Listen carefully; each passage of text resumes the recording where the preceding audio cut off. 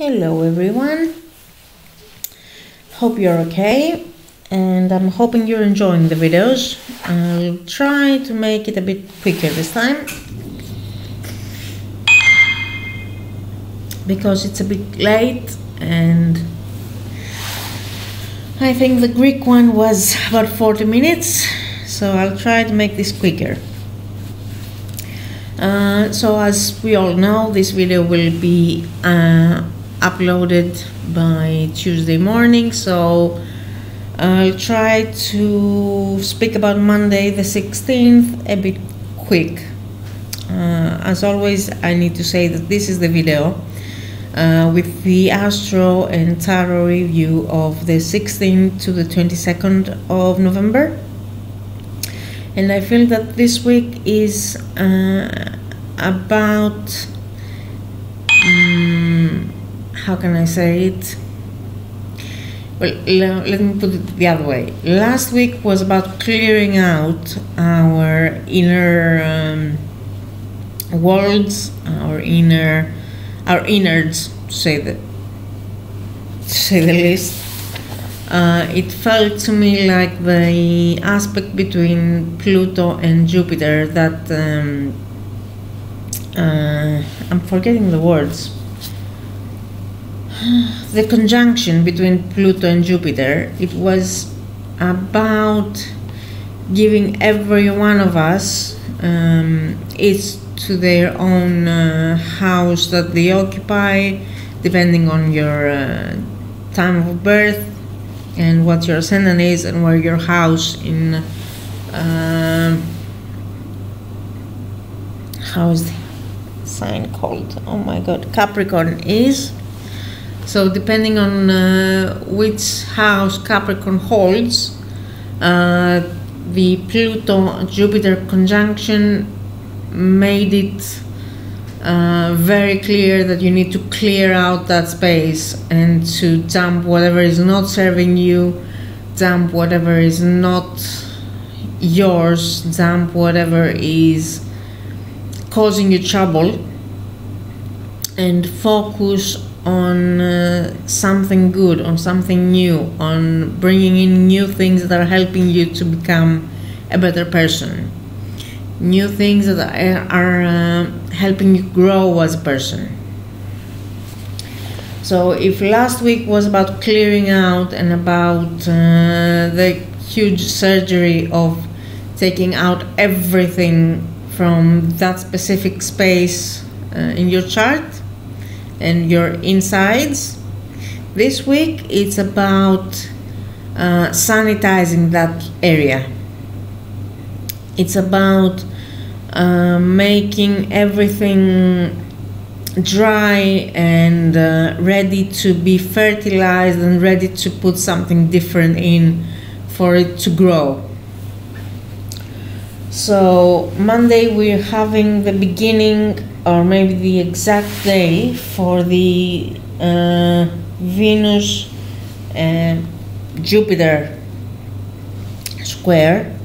I think I've talked about it on last week's video. It's a bit about doing the extravagant things and spending where we don't really have to spend, giving to people where we don't get anything back or something like that. It's the extravagant way of expressing ourselves. And also we have the beginning of Venus square Saturn, and it's a bit of an oxymoron because on one side it's Jupiter telling you to spend, to have fun, to enjoy your life, and then you have Saturn on the other day or even on the same day telling you to stop and look where you are, and what you're doing and how the next day might be difficult and you need to be careful. The moon is in Sagittarius and it's making a sextile with Venus and a square to Neptune on Monday. So I feel like the moon is kind of helping us to realize our inside psychology, our sentimentality, the way we feel about things. The moon is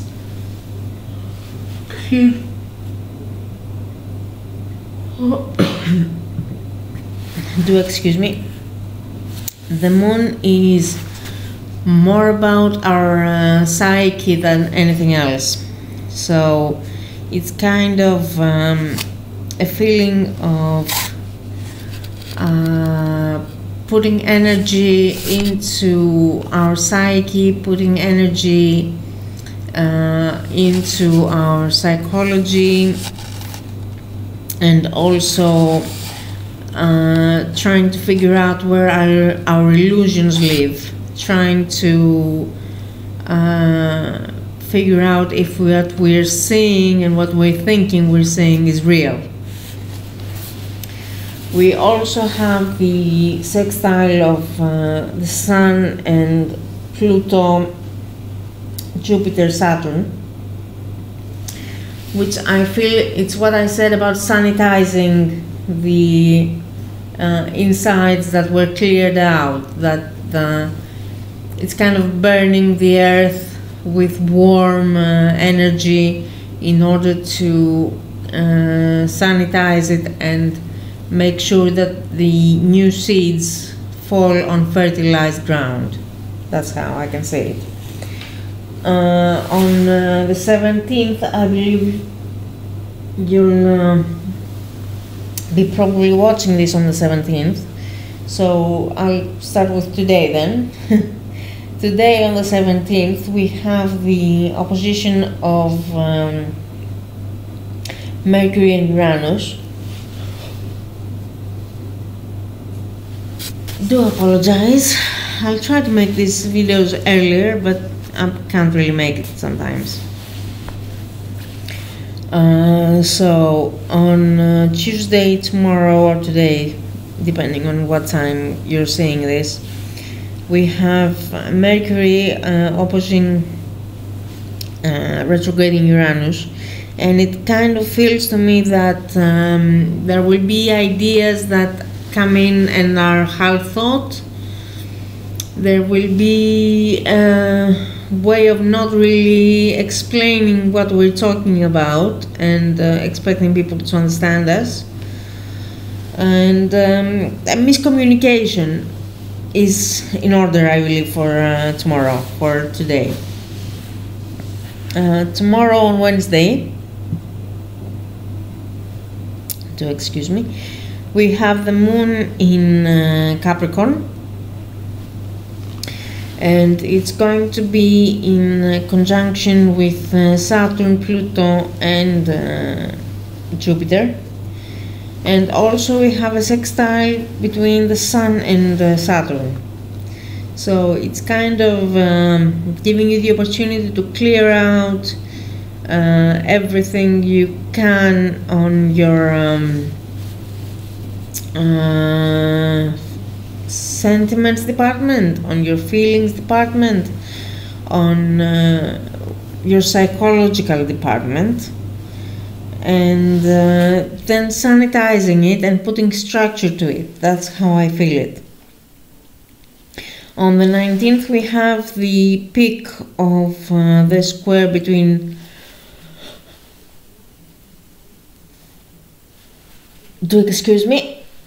so we have the square of Venus and Saturn. It's kind of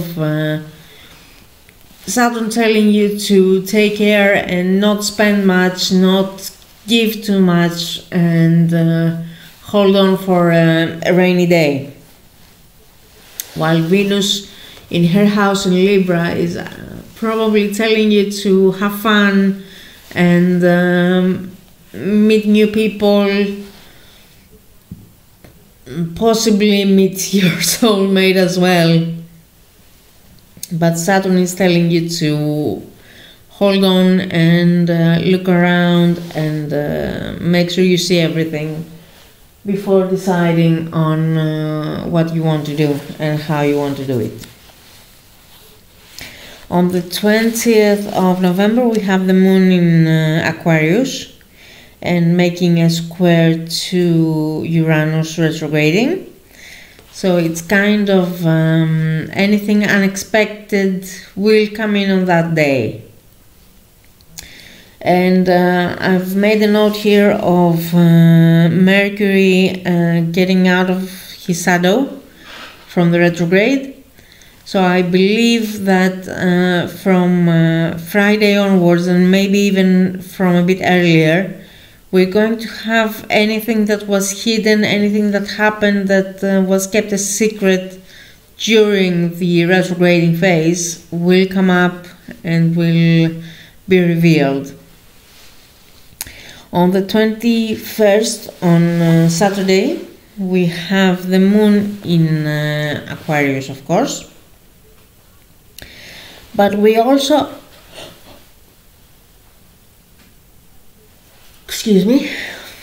we also have the Venus moving into Scorpio. Take a deep breath and check how you're feeling on the last few days before Venus goes into Scorpio.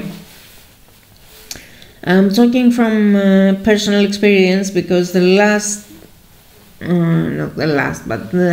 the time that Venus was crossing from Cancer into Leo, on the last degrees that she was in Cancer, and it might be that it's my first house, I was feeling a bit lost, a bit neglected, a bit not sure where I'm standing and what I'm doing. So take care if you feel that way to seek help. And of course, about an hour later, no, it's at 11:14 the night of the 21st, because the Venus into Scorpio at Greek time, at least it's at 3 o'clock in the morning, and the Sun moves into Sagittarius at 10:40 in the evening. To me, the Sun in Sagittarius is going to bring and shed light to whatever was hidden, to whatever happened and was hidden. Together with Mercury out of the shadow of the retrograde, together with Venus in Scorpio, I have a feeling that we'll get a lot of reveals. Venus in Scorpio, it's a bit of a vampy energy, it's a bit of how you call it, a femme fatale of the 40s, with the dark red lips and very long hair and suspicious, mysterious eyes. That's the feeling I get from Venus in Scorpio. And of course, she's going to be opposing Uranus retrograding. The effect of that aspect starts from Saturday, and the peak is on the 27th of November, so we'll talk about it next week. The other aspect is Mercury in a trine to Neptune, and I kind of feel like that trine is going to challenge us because of lies being told, or promises not held. So if you make any promises, do your best to hold them up, and if you can't make it, just don't make any promises. On the 22nd we have the moon in Pisces, and the opposition of Venus and Uranus retrograding still holds. Of course, on the 22nd or 23rd, the moon is going to be conjunct with Neptune retrograding, so it might be that we will have a problem to recognize what exactly we're feeling. It might be that we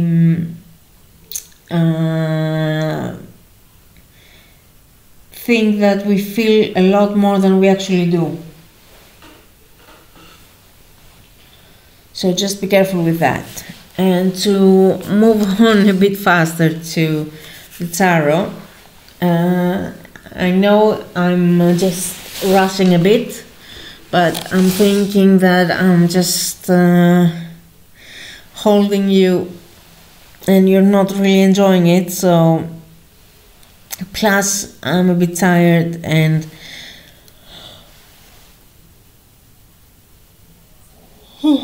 I don't want to be unable to explain what's happening. So from the last couple of days we had not Mercury, we've had Mars getting direct, and I have a feeling that this card talks about that. It's the Nine of Swords, and it's talking about cruelty. It has the sign of Mars, and it's in Gemini. But Mars at the moment is in Aries. So the feeling of this card I'm getting, even though it talks about cruelty, it's that the swords are being kind of cleaned from the rain. So anything that was hidden is going to get revealed. That's the main thing of the week. That's the main aspect, I believe. It's weird because the next card is the card of lust. In the classical Rider-Waite, it's the card of strength. It's the card of Leo. And Crowley here put it as the number 11, though in usual decks, it's the number 8. I'm not quite sure about the significance of that change, but there is one for sure. I'm just not quite knowledgeable on that part. What I said in the Greek one is that the lady here is kind of letting the sun shine in. It's kind of how can I say it? Taming the lion and bringing forth the light, bringing forth what was hidden, and making sure that it sticks. The next card, and it's kind of weird that they both came out, is the number 8. In the usual Rider-Waite cards, it's the card of the lion, it's the card of strength, but here it's the card of justice. It's the card of adjustment, as it says, and the card of Libra. I'm not quite sure why he changed that, but I feel certain that there's a certain point of these two cards coming up together and coming up so close together, the 11 and 8, 8 and 11, strength and justice. So I feel like these two are talking together, and they're talking about the strength to be just to everyone. The next card is the Sun in Sag. It's strength, it's the 9 of Wands. And it felt to me like a prison. It felt to me like, how can I say it? A very nice place, but with less liberty than what we have. And of course, it's another weird thing that the last few weeks I'm having the Prince of Discs show up almost every time. I'm not quite sure if it's about Taurus, if it's about something else, but we're having Uranus retrograding in Taurus right now in the 6th degree, if I'm not wrong. And it might have a significance with Uranus, this card. So take care to look at what's happening and where in your chart. The last card of the deck is the Hanged Man. It's the card of the element of water.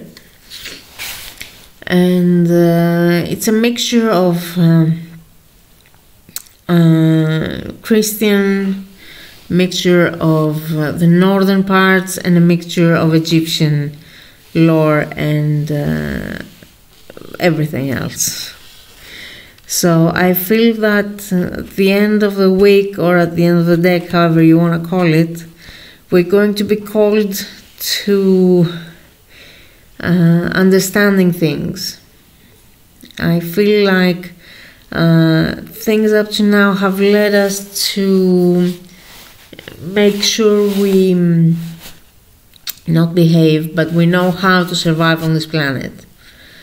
And it's just so weird. I'm going to close this video early, so I'll try to be quick. And this is the last card I'm going to pick up. It's the Oracle deck from Zoe Hind, Wisdom from the Woods, and this one is Blackthorn, and it's talking about the protection of ancestral guardians. So I feel that this month, November, is not only Scorpios, it's about honoring our pasts and our,